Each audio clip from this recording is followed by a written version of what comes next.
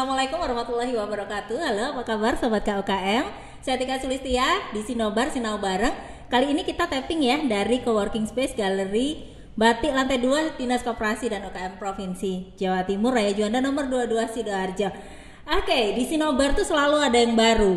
Selalu kita ngajakin pelaku UMKM, sobat KUKM semua untuk belajar bersama di sini. Dan kali ini kita masih lanjutannya kemarin ya sama Mas Helmi, kita ngobrolin ekspor. Yang kali ini adalah cara menembus pasar ekspor produk halal bareng dengan Ibu Ira Damayanti. Saya sapa dulu boleh?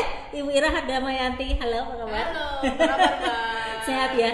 Seneng loh lihat Bu Ira datang tadi fresh padahal dari Mojokerto. Iya, keliling kita. Keliling kita. Baik. Jawa Timur. Karena kabarnya mau ada program baru. Nanti kita mau umumin apa itu program baru kolaborasi dengan Dinas Koperasi dan UKM Provinsi Jawa Timur. Bu Ira Damayanti ini adalah Ketua Umum Indonesia Diaspora SME Export Empowerment and Development, Pemberdayaan dan Pengembangan Ekspor UKM IKM atau kita sebutnya IDC. Betul ya Bu? Betul. Luar biasa.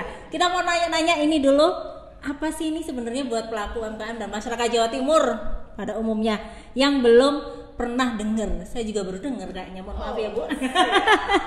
Ini IDC, dari kapan IDC ini terbentuk dan IDC ini apa sih Bu Ira? Oke, kita cerita ya. Jadi IDC itu Indonesia Diaspora SME Export Empowerment Development. Jadi kumpulan dari teman-teman diaspora itu perantau dari berbagai negara. Jadi orang Indonesia yang tinggal di berbagai negara, Mbak. Ada dari benua Amerika, kebetulan saya memang sempat tinggal di Amerika hampir 10 tahun.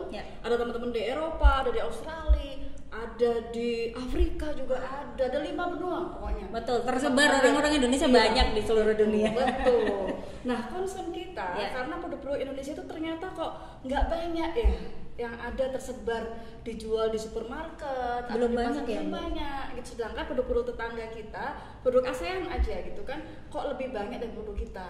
Gitu loh. Padahal kita sudah menggiatkan ekonomi Indonesia kan gitu. Jadi apa sih teman-teman ini bermaksud untuk gimana caranya supaya produk-produk Indonesia itu lebih banyak lagi ada di negara mereka tinggal. Jadi misalnya ada di Jerman, aku kok nggak banyak ya nemu produk Jerman, produk Indonesia di Jerman. Ada juga di Amerika, kayaknya jarang lihat produk Indonesia di negara di Amerika misalnya. Gitu. Makanya di diaspora itu kita sering kumpul, Mbak, khususnya kalau ada kongres, kalau ada summit. Betul. Nah kebetulan memang kita, kalau saya sendiri memang sudah bergiat untuk environmentnya lebih ke pemberdayaan UMKM itu sudah lama, sejak sebelum memang saya pindah Amerika. Jadi ketika ada kongres gitu, ada summit gitu kan, kita memang kumpul yuk teman-teman yang sudah ada di Indonesia. Sedang pulang kampung ceritanya. Gimana sih kita memberdayakan teman-teman UKM kita supaya produknya dapat kita bantu untuk akses pasar, untuk supaya berdaya saing dan dapat tersebar di berbagai negara. Nah, disitulah akhirnya kita sepakat, yuk kita bantu yuk teman-teman UKM kita supaya produknya tuh dapat lebih banyak lagi dijual dan bisa kita beli juga. Karena diaspora kita tuh ada 8 juta, Mbak, sedunia. Sedunia tersebar di berbagai benua ya. Tersebar di berbagai benua. Dengan banyak kepentingan, ada yang masih sekolah, ada yang bahkan secara profesional kerja di sana, betul. Ada yang masih jadi mahasiswa. Bahkan ada yang sampai berkeluarga juga di sana. Ada yang punya Indonesia. Ada juga yang memang orang kita yang pegawai negeri misalnya bertugas di sana, ada pegawai swasta juga. Jadi memang orang Indonesia cukup banyak. Gitu ada di luar negeri dan mereka juga kangen juga produk Indonesia. Betul, apalagi makanannya makanannya masih kangen nih. Benar, nyari tempe di sana nggak sulit ya, ada mungkin tapi sulit banget dan nggak banyak. Tempe yang kita makan di sini betul, beda ya Bu. Betul. Gitu. Jadi memang disinilah semangat teman-teman diaspora untuk support teman-teman khususnya UKM kita supaya produknya ada di negara mereka. Gitu. Karena konsumennya juga nggak hanya teman-teman diaspora, tapi lingkungan sekitar, tetangganya, atau mungkin keluarga barunya, gitu-gitu. Jadi kita juga harus giat memperkenalkan produk kita. Betul lah, kalau bukan kita siapa lagi ya Bu Ira ya kan. Betul. Nah, jadi dari keprihatinan itu dan kebutuhan untuk kangen rindu yang namanya produk-produk Indonesia, apalagi setelah pulang ke Indonesia atau di Jawa Timur ini, UMKM-nya luar biasa ya Bu Ira. Luar biasa. Produknya nggak kalah ya. Nggak kalah. Ternyata dari Bu Ira dan teman-teman yang sudah lama di luar negeri melihat kualitasnya, kemudian balik ke Jawa Timur loh. kualitasnya nggak kalah loh ternyata. Iya, Dan ini betul. bisa punya peluang ekspor. Betul. Tapi sayangnya kok belum nyampe ya Nah, di sana. sayangnya kok kemana nih produk kita gitu kan? Apalagi diaspora dari Jawa Timur tuh banyak, Mbak. Iya. Jadi kita tuh Betul. punya grup namanya Diaspora Bonek Jatim. Waduh. Langsung kepikiran ya ini ya. Langsung kepikiran bisa nanti habis ini kita ngobrolin kolaborasi yang lain ya kan. Jadi memang Jawa Timur tuh spesial karena ternyata Oke. banyak teman-teman kita tuh yang dari Jawa Timur khususnya Ya. tinggal di Inggris, Australia, di Amerika, di Saudi, banyak kok teman-teman Jawa Timur. Jadi semangat mereka adalah bagaimana supaya produk-produk Jawa Timur khususnya Ya. untuk dapat kita ekspor ke negara-negara di mana mereka tinggal. Dengan bantuan teman-teman Dengan dari bantuan, IDC. betul. Ya. Oke. Bu Ira, kalau melihat hari ini dengan Bu Ira tadi udah cerita panjang lebar gitu ya, produk apa sih hari ini yang paling disukai atau digemarin di pasar global? Nah, kalau mengenai produk memang Ya. beragam. Karena kita circle pasar kita tuh teman-teman harus paham ya gitu kan. Oke. Ada circle pasar diaspora, paling orang-orang kita. Jadi sudah terbiasa dengan lidah kita. Oke. Katakanlah teman-teman punya sambal misalnya Ya. gitu kan. Sambal siapa yang mau makan? Karena katakanlah orang Jepang, orang bule itu nggak makan sambal. Betul. Tapi yang makan 8 juta diaspora Indonesia di seluruh dunia Ya. bisa itu. Gitu kan. Jadi kalau misalnya produk spesifik produk Indonesia, memang pasarnya orang Indonesia yang ada di berbagai negara. Baik. Termasuk juga yang di sana migrant workers. Oke. Kan kita Ya. ngomongin TKI TKW gitu ya. Ya. Migrant workers, ada juga pelajar. Nah, itu dia. Ya kan? Ada juga haji umroh. Waduh, butuh Nah. banget daripada berat-berat bawa dari sini. Iya, gitu kan. Ya. Nah, selain itu juga ada teman-teman yang berwisata. Katakanlah misalnya sekarang lagi ngetren ya ke Turki ya, Mbak ya. Benar. Nah, di Turki kan orang kadang suka susah cari makan yang cocok Benar, sama lidah kita. benar. Nah, sekarang itu banyak catering atau dari biro perjalanan Ya. yang menyediakan makanan sesuai dengan lidah pesertanya. Nah, itu. Di Turkinya banyak juga teman-teman yang buka restoran makanan Indonesia. Oke. Gitu. Jadi nggak Kesempatannya hanya- banyak dan Banyak. besar ternyata. Iya, Baik. karena banyak juga teman-teman kayak di Belanda misalnya. Iya. Banyak restoran Indonesia, Mbak, di Iya. Belanda. Jadi kita juga bisa supply untuk bahan baku, bahan makanan yang ada di restoran-restoran di berbagai negara. Betul. Dan trennya kalau kita lihat beberapa tahun belakangan ini, kalau kita tarik lagi kita lihat mulai banyak tren produk halal dan restoran halal itu disukai juga ternyata Iya, sama orang-orang yang benar, ada di benar, sana, benar. masyarakat lokal mereka. Iya, Di iya. Amerika juga ada beberapa bahkan nih restoran Iya, halal yang iya. ramainya Iya, luar iya, biasa. iya, benar, Nah, benar. tren inilah yang dilihat oleh teman-teman diaspora di IDC gitu ya, Iya, Bu ya. betul. Baik, nah Bu, apa saja sih yang bisa dimanfaatkan nih sama pelaku UMKM dan masyarakat Jawa Timur deh, kita ngomongnya di Jawa Timur ya nih ya. Iya, Jawa Timur khususnya. Untuk dari diaspora, untuk mereka nih apa saja yang bisa dimanfaatkan Iya, dari jadi gini, teman-teman IDC? teman-teman IDC ini kan sebagai hub ya, hub kemudian fasilitator gitu kan. Biasanya mereka akan oke deh, tak coba dibawa produknya untuk Iya. sampel untuk tes apa ya, tes Taste, ya. rasa gitu Iya. kan, untuk cocok nggak sama rasanya Benar, gitu benar. kan. Jangan sampai juga produk yang akan kita mau go global Iya. misalnya ternyata rasanya terlalu pedes lah, Zonk ya, Bu. zonk, akhirnya di sana juga nggak laku juga Nah, tesnya, itu dia, gitu betul. kan. Jadi teman-teman itu biasanya bawa produk-produk Indonesia itu untuk test case, Oke. laku nggak gitu kan, Baik. suka nggak gitu Baik. kan. Nah kemudian untuk teman-teman yang ada juga berprofesi sebagai importer dan distributor Nah, itu dia. gitu. Jadi memang di situ ada juga yang berlaku juga sebagai promotor. Oke. Jadi kalau ada bazar-bazar Indonesia gitu, biasanya mereka rajin ikut 17-an di Iya. KBRI, KJRI Iya. gitu kan. Itu kan suka ini kan, suka ada jualan produk Indonesia Iya. di situ. Nah disitulah dapat mempromosikan produk-produk Indonesia. Oke. Gitu. Belum lagi yang tahu regulasi produk Indonesia itu biasanya mereka membantu menginformasikan, oh di negara saya ternyata nggak boleh loh produk-produk berbahan dasar dari daging misalnya. Oke. Atau di negara saya mungkin regulasinya harus sertifikasi dasarnya harus HACCP atau Nah, BRC. itu dia. Nah hal-hal itu tuh yang menjadi peran kami sebagai Indonesia Diaspora menyampaikan ya, kita akan mensupport pemerintah perwakilan kita di negara sana, tapi yang di lapangan itu kan teman-teman yang tahu. Betul. Day to day secara teknis mulai dari bangun tidur sampai tidur lagi. Dari hulu ke hilir makannya apa, pakai baju apa, mau kemana gitu, musim apa. Nah itu teman-teman diaspora yang memang support gitu teman-teman dari pemerintah yang katakanlah ada di negara tujuan ekspor. Wah luar biasa banget ya, baru tahu ya. Kalau nggak nontonin YouTube-nya Dinas Koperasi dan UKM nggak tahu ada sinobar begini. Harus nonton makanya kan. Belum lagi nanti di akhir, jangan di skip ya, di akhir nanti kita akan umumkan karena ada program baru kolaborasi dari IDSeed bareng dengan Dinas Koperasi dan UKM Provinsi Jawa Timur yang ini bakal jadi kesempatan yang luar biasa. Karena ini pintu untuk para pelaku UMKM yang mungkin produknya sudah bagus banget di sini, secara teknis regulasinya sudah oke, semua dokumennya sudah oke, tapi belum bisa nembus pasar ekspor. Kesempatannya nanti akan ada di sini. Siap. Baik, Bu Ira, ini kalau kita ngomong ekspor produk halal hari ini, apa sih keuntungannya Bu kalau kita bisa ekspor atau bisa ikut masuk ke pasar global untuk produk halal? Iya, karena sebenarnya dibandingkan harus konvensional ya. Konvensional. Jadi gini, masyarakat dunia ini kan pengen hidup sehat, gitu kan? Iya.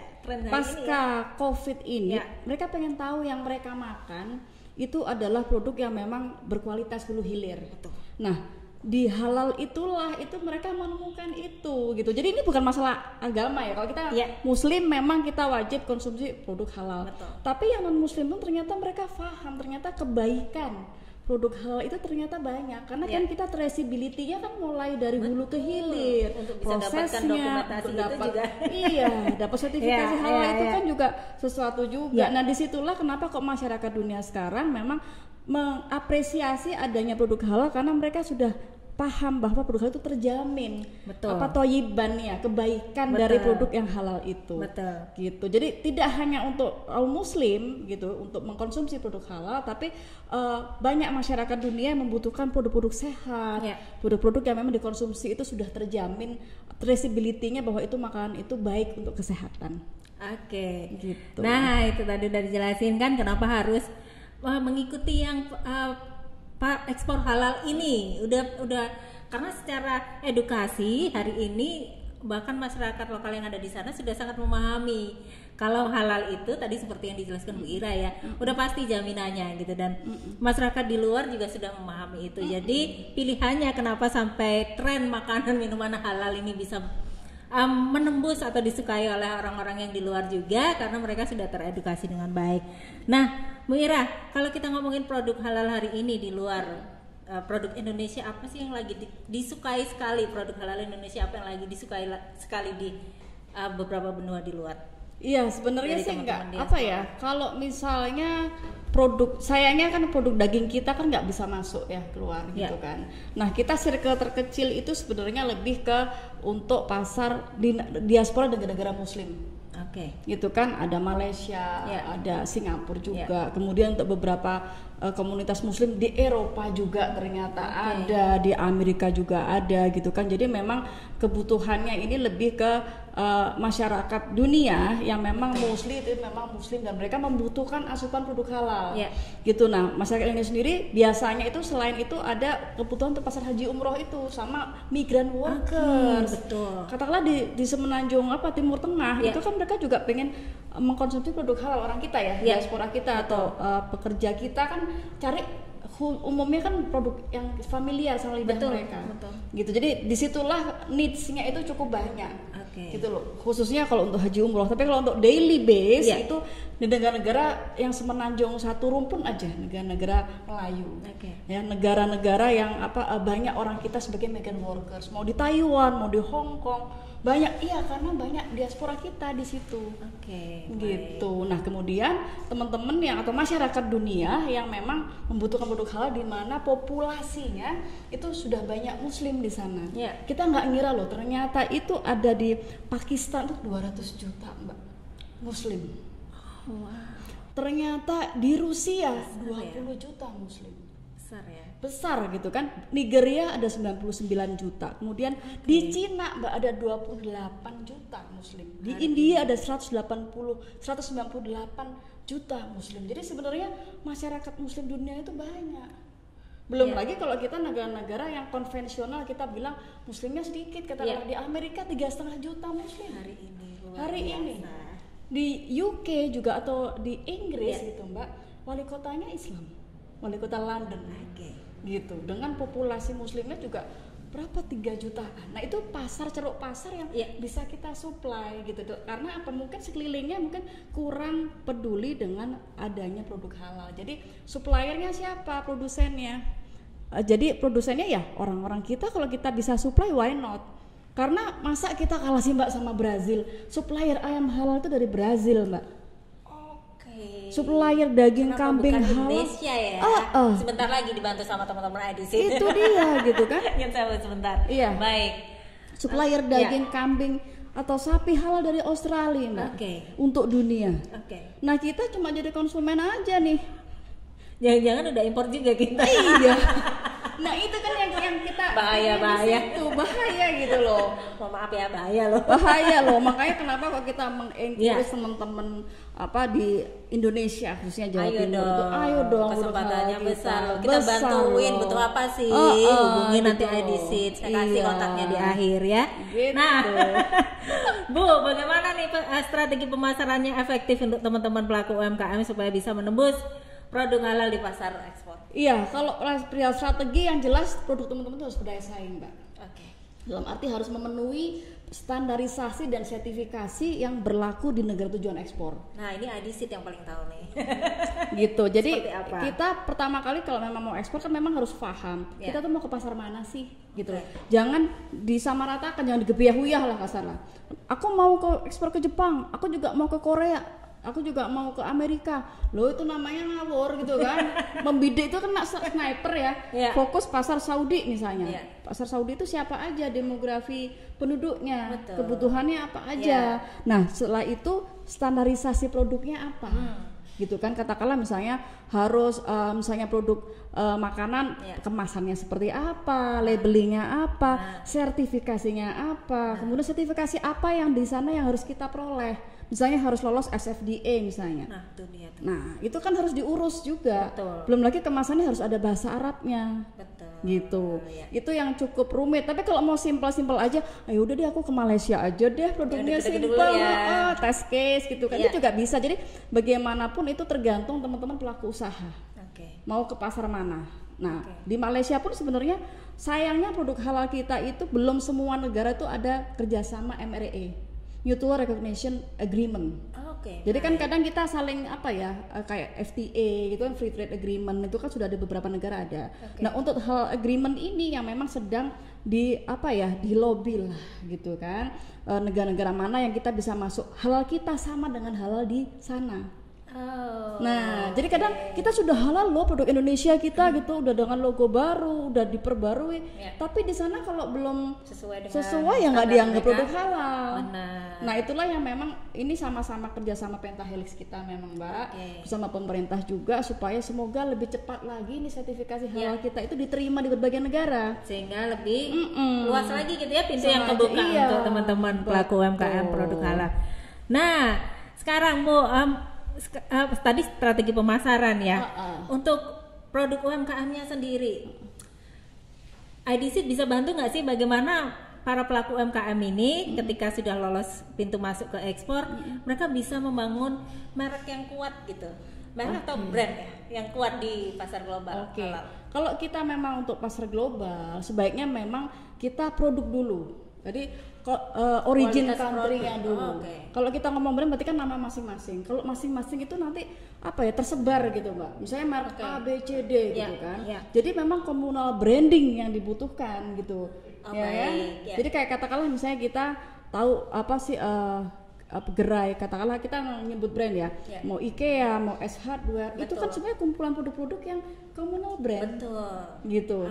Jadi berbagai negara ada IKEA di situ, gitu kan. Mau produknya siapa, supply under brand IKEA. Lah Indonesia coba kalau ada brand seperti itu, gitu kan, supermarket Indonesia dengan satu brand, jadi semua merujuk ke situ karena nggak hanya brand ini, tapi kan brand mewakili kualitas produk, mewakili kepercayaan stakeholder bahwa produk dengan brand ini pasti terjamin kualitas. Jadi kalau saran saya untuk para UMKM pemula memang harus komunal, harus bersama, sehingga adanya communal brand ini penting. Itu gitu. gimana ya Bu sampai hari ini? Sampai hari ini kebetulan Jawa Timur dari Dinas Koperasi sedang giat itu Mbak. Sedang digadap ya. Sedang mau dibuat di proses ya. Sedang banyak katakanlah mungkin sosialisasi atau programnya Jawa Timur itu salah satunya juga communal brand, dan kita memang sangat dukung supaya yang muncul itu ya memang jangan masing-masing, karena nanti pengaruh juga dengan kualitas produknya. Betul, dan berat juga gitu. ya. Dan berat juga kalau masing-masing, karena brand itu kan jadi salah satu pengenal produk kita, dan itu masuknya kan ke marketing, pemasaran. Sedangkan biaya pemasaran kan cukup besar kalau mau di luar negeri. Besar banget ya budgetnya. Besar banget, iklan ini. Jangankan di luar negeri, di lokal saja kita sedang membuka mindset untuk ada yang namanya budget untuk promo loh. Nah, budget promo itu yang kadang kita lupa gitu kan. Lupa masukin ke anggaran. Baik. Nah, ini terakhir boleh ya, durasi masih ada. Ini bagaimana cara kita menghadapi hambatan Bu? Apa saja sih hambatan-hambatan yang biasa dijumpai oleh teman-teman IDC dari pelaku UMKM untuk bisa sampai ke pasar ekspor halal? Hambatan saya tadi again and again gitu kan, lagi-lagi saya sampaikan itu lebih di standarisasi dan sertifikasi. Tapi selain itu juga tren. Jadi teman-teman harus paham tren apa sih sekarang dengan yang produk yang bisa diterima oleh masyarakat luar negeri. Oke, rajin-rajin browsing. Rajin-rajin bergaul gitu. Apalagi sekarang borderless ya dengan adanya internet di berbagai negara. Jadi nggak ada excuse lagi ya. Nggak ada excuse lagi. Misalnya kita lihat film-film aja, itu makannya apa sih, orang di Australia, orang di Amerika gitu ya. Jadi memang hal itu yang membuka mata gitu, katakanlah, tapi harus dengan bahasa yang dimengerti oleh mereka. Contoh simpel Mbak, produk jamu, orang kita taunya jamu, orang mereka taunya herbal drink. Ya kan? Nah kalau jamu deso, kuno gitu kan, padahal mereka nyari itu, tapi kita ngomongnya nggak jamu, herbal drink. Ya kayak ginger drink, apa sih, turmeric kayak gitu-gitu kan. Itu ternyata dia cari loh Mbak, kayak kunyit asem, apa sih? Ternyata turmeric drink misalnya, kayak gitu-gitu loh Mbak. Jadi hal-hal itu yang harus disesuaikan oleh teman-teman supaya dapat diterima di pasar global. Baik, bukan ke Inggris, tapi memang kalau bukan harus menembus di luar ya kita memang harus menyesuaikan dengan di sana. Harus go international. Go international ya tulisannya. Gitu. Oke, baik. Ini kabarnya Edisit mau ada program baru barengan dengan Diskop. Senang hati. Boleh, apa Boleh. itu? Jadi kan kami kan sedang waktu itu ada kerjasama dengan Provinsi Jawa Timur. Kenapa kok Jawa Timur? Karena daerah saya asalnya emang Jawa Timur. Aku asli Surabaya loh Mbak. Makanya bonek tadi ya. Bonek tadi gitu kan. Nah kemudian kita pingin supaya teman-teman diaspora pun ada partisipasi bagaimana membangun daerah, membangun homecoming gitu kan, membangun daerah di mana mereka besar, dilahirkan segala macam.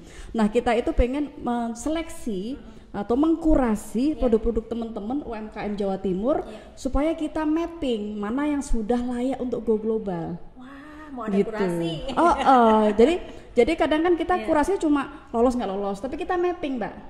Mapping satu, ini pasarnya mana? Cukup lokal, nasional, global. Nah globalnya pun juga dibagi lagi, kita mapping lagi. Oh ini untuk pasar Asia, ini untuk pasar Eropa bisa, ini pasar Australia bisa, Amerika bisa. Karena masing-masing itu punya regulasi yang memang ditetapkan, yang kita juga susah kalau semuanya pengen kita tuju gitu kan, mending satu-satu negara mana dulu gitu. Dan sebelum ke global juga mungkin masuk pasar retail dulu, karena ada beberapa retail modern yang berafiliasi dengan di luar negeri.